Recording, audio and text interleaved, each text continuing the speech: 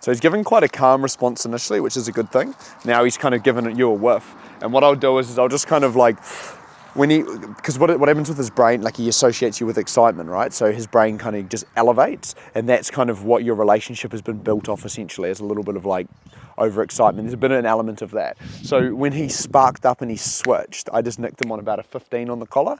And so what I'm doing is the second that old behavior kicks in, I just dip, and I just go, no, this isn't somebody that you can jump all over anymore. This isn't somebody you can take advantage of, because that's essentially what he's kind of learned to do. And that's kind of why he's now starting to process it. The yawning and the stretching is just like him going, okay, like I'm clicking kind of thing. So he's calmed down relatively quick, which is good. I want to let him off, but I don't want him to, I know he's going to jump on you. It's all right? Yeah, sure. All right. He's thinking about it. Cool, that's a good response. No, he wants to get in his car.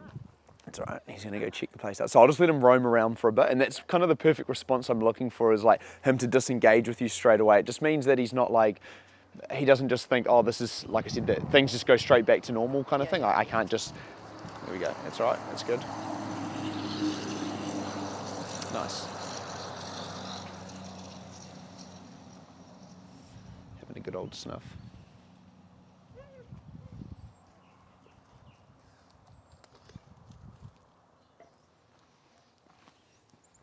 Cool. So what I'm going to do is I'll open the shed up now, and we're going to pop him on the treadmill. I'll get him walking on there, and then I'm just going to bring a couple of dogs through and just show you this response first, because I think we get that out of the way, and then it's, well, we're fresh. Basil.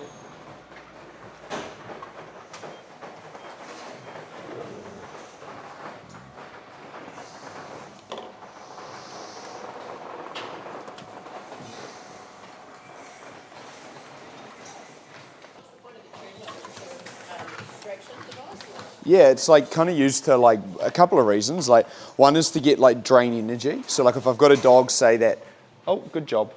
If I've got a dog that say has like been pent up, like some of the dogs we get through like haven't been for a walk for like 4 weeks. So I've got to like, you know, first thing I can actually do is actually, I can't even walk the thing. So I've got to get it on the treadmill, drain it, burn it out a bit, and get it like somewhat focused. The other thing is, once it's, what I'll show you now is what I can do is so because Basil's insecure about being sniffed for his butt, it's very easy to like maintain focus. So if he's focused on the treadmill here, and then I've got like, say, a dog coming up and just sniffing his butt every, say, minute, it's very easy for me to get him confident with that. Like, so I've got a, say, a 3-4 week period where I've got to get it done. I can just cycle through 30 dogs to kind of try achieve it. This is kind of where I've got it to. So if you watch, he goes from that to sniffing. So like he's growling when he gets closer, and then he'll snap into it, check in with me, and then start to sniff. So he's getting better and better. It's just like the amount of dogs you've got to go through essentially to kind of fix it. It's quite a high number. Why is he like that with certain dogs? I mean, it's weird, isn't it? Well, this dog's like energy's quite high. Yeah. So like if you look, his energy's like, and he's go-y, so that's going to trigger it. It might be, like I said, dogs that feel like they need to protect the owner. It seems to be like an energy trigger. So he's picking up on certain dogs' energies that are causing him to feel like threatened or whatever. Probably just from his past experiences. So if I see that kind of thing happening, do I need to correct that? Don't correct him when he's growling like that. He needs to process, and that's where it can go horribly wrong. So like there, he's like, he just needs to figure it out. Like he's uncertain, but he's not showing any, like the growl's like a warning, like I'm uncomfortable. If you come any closer, I may react, kind of thing. So that's all that means. So if we come across somebody on a dog walk, Yep. another dog that he reacts like that to. What you could do, like the best thing to do, like if I could give you the ideal thing to do, is when he growls like that, is actually get the other dog, like if you know the person or if you can get the person to do this, is then get the other dog and just walk beside each other. So you imagine like me, we're all going for a walk right now, and I just walk like this until he stops like reacting. And then once he's calmed down like that, like when he sniffs his butt, he's probably going to trigger again because he's now got used to the dog being around him. Now when I bring the dog in to like kind of get closer, the trigger comes back, and then I can just pull the dog away and let him process again. So like, it's one of those things. It's one of those things where like you need a controlled environment to fix kind of thing, and it's just a repetition. But if you were to do it yourself, that would be the way to do it. So get them used to being near each other. Once that's happened, you could even do the walk so Basil was in front. And the other dog came up behind, just sniff the butt for a second like that. He starts to growl, pull the dog away, let them de-escalate, and then try again.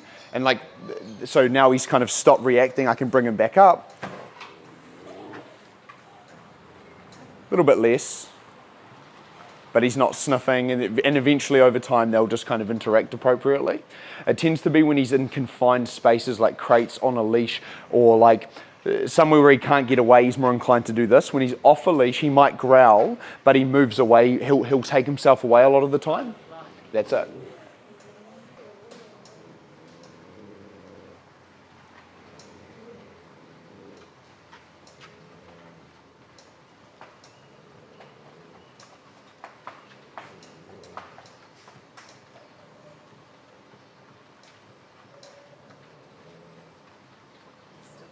Yeah. Yeah, it's downed a lot. It's just still kind of there. He's like at the tipping point is what I would call it. Like he's at the kind of like you know, like a week more of this and it would probably go away kind of thing. But it's like a week of like 3 or 4 hours a day of doing this. Like it's a bit of a process. And the only way to kind of work through it is just what we call flooding, is we're just flooding the dog there. That yawn there's what I'm looking for. We're flooding the dog with information until it switches. Yeah. Yeah, we yawned, looked back, and then when he realised he was there, he went back to it.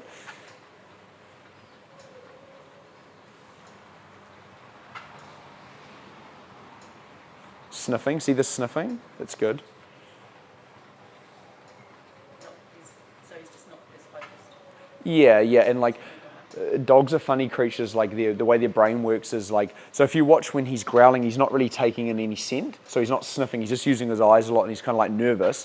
When they start to switch into like a more stable state, they start using their nose a lot more and sniffing like this. So that's one of the key signs I'm looking for, is 1, the growling to stop, and then 2, him to start sniffing a lot. That tells me he's going from a reactive state to a non-reactive state, just those little warning signs. And you'll probably see this when he greets new dogs, is you'll see him kind of go like this, and then he'll growling. If the dog gets the message and backs away, say 5 minutes later, he might go back up and just all of a sudden start sniffing the dog, and you'll be like, that's him now starting to like feel confident because the dog backed away and read my warning signs essentially. But if the dog doesn't read that warning sign, and then say they go, he's like growling at them, and then there's like a young puppy and they go bleh in his face, that's probably when he's going to be more likely to react, if that makes sense. So you got to be very selective and aware in that sense. So it is a tricky thing to kind of deal with, yeah. And then he just yawned, which is also a sign like I'm reading the other dog to see he's now feeling a little bit more comfortable and he's starting to sniff a lot more. So it tells me they're kind of getting a little bit more in sync, essentially. So that I'm feeling more comfortable as well, if that makes sense. Looking at me a little bit more, which is good. Now I want you to come stand here, and I just want to see if the reaction changes. I want to give him a little, just a little pat. You can pat him through there and there. He might just go like that on the lead, but that's okay. And then we'll stop now and see what he does. See if he switches back to the reactive state. So we're looking for now, like the next trigger is like if a human touch causes it, right? So like this can be, I might have spoken to you when I first met you, but if you pat the dog, say when he's in that growling state, trying to reassure him essentially, you can potentially reward the behavior and make the behavior worse. Therefore that becomes the new trigger. So I've had situations in the past. No, I don't think I've ever patted him when he's been Good. Yeah, I've had situations in the past where the dog gets into like a calm state, the owner touches him, bang, the reaction happens, and that's the trigger. So it's just being aware of it, you know? Good boy, Bess. That's it.